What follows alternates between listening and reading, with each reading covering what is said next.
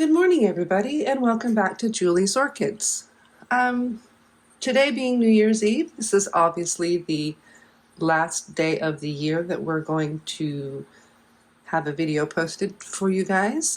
So I sort of wanted to go over and say thank you to my viewers. This year's been an interesting year on YouTube, and I've got now 331 viewers, which I think, it's a small channel, but for me, I think that's great. My channel is really here to help spread a little bit of knowledge that I learned as I'm growing in the orchid hobby and to make friends. And so thanks to the YouTube chats and things like that, I feel like I've been able to make some acquaintances and friends throughout the world and the orchid growing community. And I've learned a lot, and I hope my channel helps bring a bit of that information that I've learned to others, because that's really the goal here, is to have fun, meet nice new people, and to share a little bit of my experiences in growing orchids. And given that, I'd say that 2022 was quite the successful year for my channel and what I want to do. And so I thank all of my subscribers, all of my viewers. Thank you very much for your support on my channel. Today, I wanted to just have basically another Saturday morning orchid watering and orchid chat. And I thought we'd go over a little bit my fertilizing, because today is fertilize and tonic day, if you will. So again, the products that I use are this, and you can get this probably at any of your local big box stores. And then I use this. This is calcium, magnesium, and iron. And we have our trusty TDS meter, a whole bunch of water, and our handy dandy little pipette to push everything through. So I always start off with adding a little bit of water to my bucket.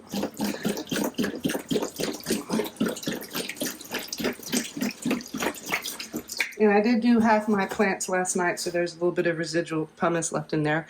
But I start off with adding water to my bucket because if these aren't already pre-diluted, I noticed that there was a bit of a chemical reaction between the two products if you just add them straight together, and they started to thicken up. So I add water first and then add these.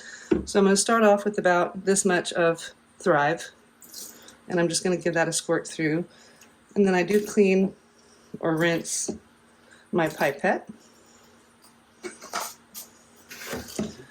And then we'll add just about that same amount of CalMag. And again, just wipe it off here. So at this point in time, I'm going to add quite a bit more water, because my goal here is for a certain range of parts per million. And it really doesn't take a whole lot of product to give you higher parts per million. Now that's reading 424 parts per million with just that much water, and all you saw how much I put into here. And my goal is a lot less than that.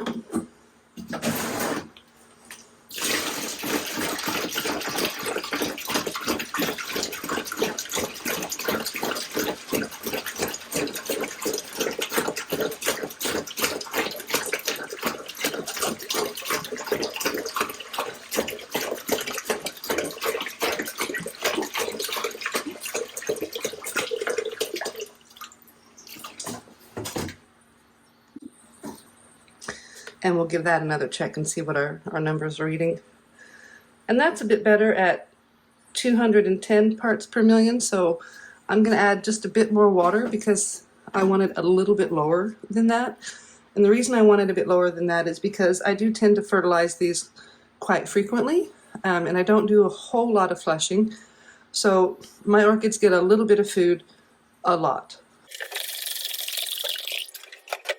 And one last check.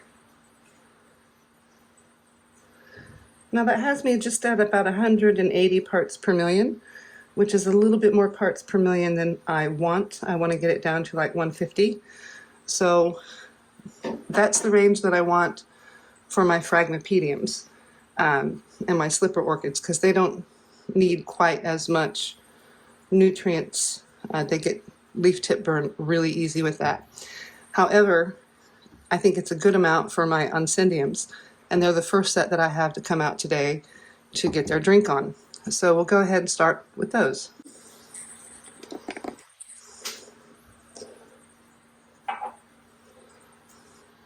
So again with these, I'm just going to let them sit in here, and I just fill them up with water. Let the water drain out a little bit. And then we're just going to set that in the corner and grab the next one. And this is sort of a tedious, repetitive process, but this is how I go about it every Saturday morning. And I do it nice and early in the morning while the rest of the family is still asleep, because as you can see, this is going to have me ending up taking up the entirety of the kitchen. And so we're on sort of a time limit to get all of these watered before the family wakes up. Now I am going to let these sit and soak for about 20-30 minutes in this water, so that they can really soak up the nice nutrients. Now I know you're saying, Julie, you've got these in semi-hydro, and that's okay. This water level does fill the semi-hydro pots to about the level of the water, and then it just drains out as you lift them up to let them drain on the other side of the sink.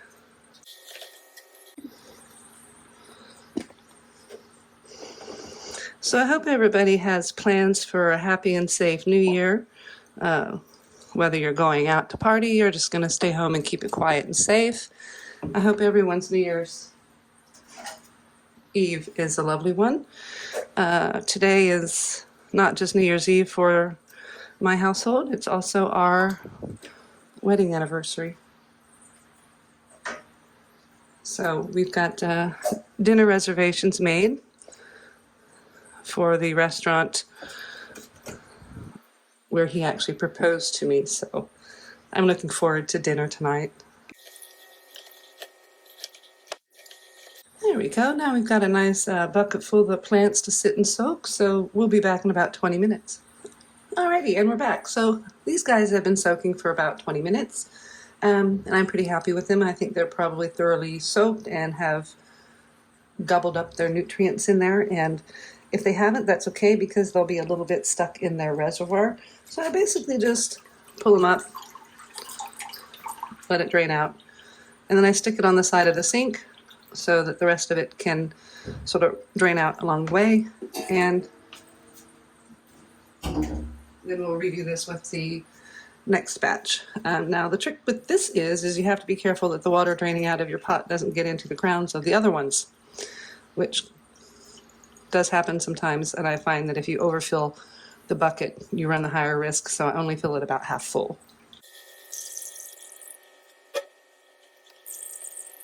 And yes, I do water my orchids before I sweep them off the floors, because I do tend to get water all over the floor as well. And these are our last two for this go around. Now another thing I'm going to be doing today is using a microfiber cleaning cloth to dust off the plants. It's been a while since I dusted off their leaves, and I can tell by looking at them that my plants need dusting, so I'll show you guys that as well. But we're going to just continue feeding our plants today, and I'd like to point out that I've got a new little tiny growth right there on this one, and that makes me quite a happy camper.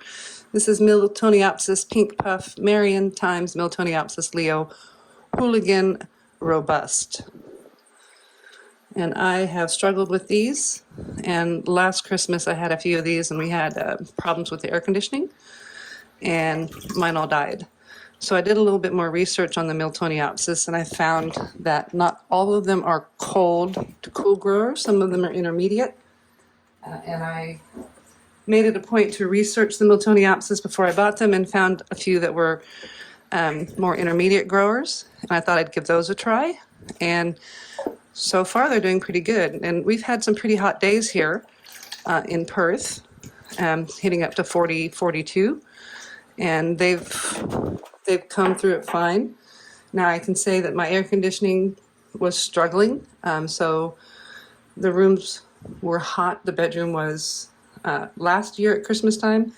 The bedroom was 52 degrees Celsius, and that's really, really hot. I was able to keep it down to like 42, 43, which I'm thinking is like 110 Fahrenheit. So again, it's just a matter of using my trusty little pitcher, and I just fill these all the way up. Even though these are self-watering, with this water level that they're sitting in, it does allow me to fill the pots up. And I just fill them up to a certain level so that I don't get water in any of the leaf joins or folds, but high enough to get all of the medium wet.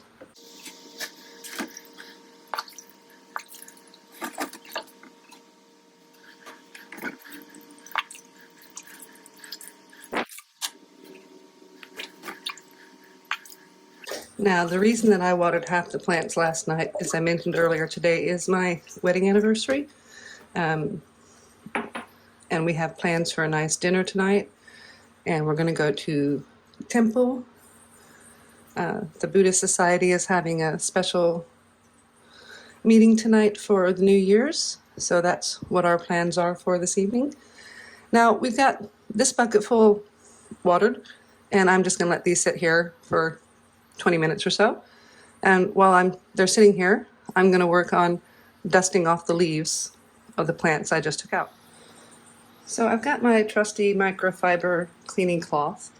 It's a clean one. It's just damp. And I'm just basically going to gently wipe the dust off. And you know, these sit inside, so just like everything else you have inside, things get dusty. And even the pseudobulbs are dusty, so I'm just going to go in here and gently give everything just a little bit of a wipe off. Now, I am a bit nervous when I do this because I know that plants breathe through the stomatas on their leaves, which is why I just give a very gentle wipe. And I'm not going to wipe the flower spike on this one, but I am going to get the leaves, because I can tell you it's been quite some time since I've dusted the plants. And you do have to dust them every once in a blue moon, because you wouldn't want to be dusty. Get your pores all clogged and can't breathe and all of that stuff. So I'm just giving them a little bit of a dusting off and make sure they're looking pretty and nice. And I think that looks good there. Nice and clean leaves. So we'll put this one right on here and out of the way, and we'll come up over here to our next one now. This is one that's got some of this wrinkling of the leaves, because this one here is some of the first ones that I've gotten into my collection, and struggled a little bit, so we do have a few of the wrinkly leaves, but that's okay because the plant is still alive, and I've learned, and the next set of leaves to grow should come out nice and not wrinkly, particularly because it is setting down a good root system in its new pumice and semi-hydro setup. So I'm really happy with this setup. And again, with these little phals, I just am real careful and give them a quick little nice dusting off, little rub.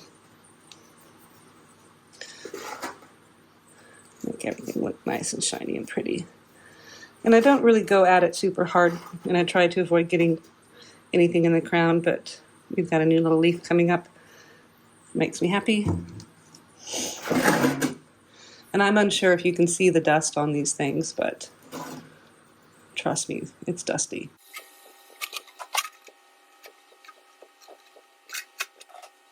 This is one of the flask babies that I got from our trip to Bali in Indonesia, and this one is doing really quite well.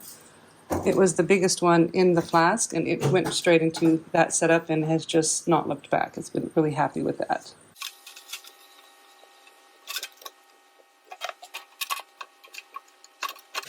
This is my mule ear orchid, or Oncidium liridium.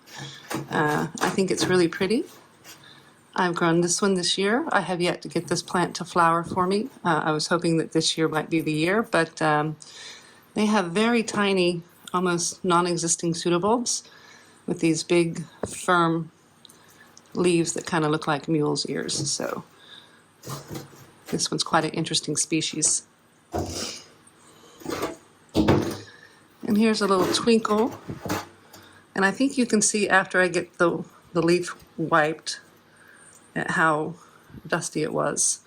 So it's really hard to show dust on leaves on a camera. Now this one is still getting used to its setup.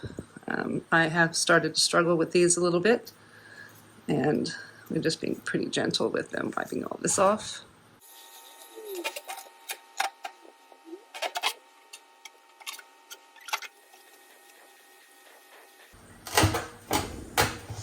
I know you guys are probably saying, Julie, it'd be easier for you to take these outside and give them a squiz with the hose. And it would be, but my parts per million of my tap water is so high, I don't want to do that.